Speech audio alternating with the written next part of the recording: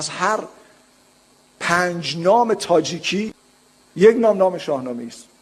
در بدخشان، لب مرز افغانستان و تاجیکستان، در دل کوه‌ها می رفتیم، رسیدیم به یک روستایی که شاید 20 خانوار بیشتر نداشت.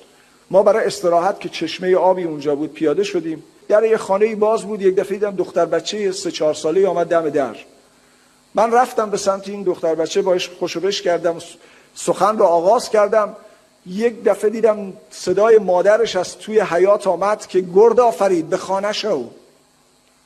وقتی گفت گرد آفرید، تمام وجود من نبرد گرد آفرید. زنی بود بر سان گردی سوار، همیشه به جنگ اندرون نامدار. کجا نام او بود گرد آفرید، زمان ز مادر چنو ناورید.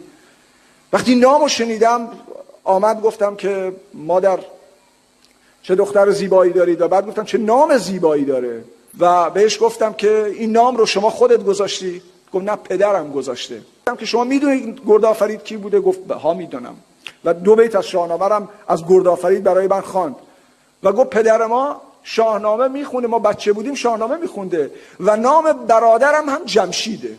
این نشون دهنده اینه که این فرهنگ شاهنامه در همه جا گسترده است.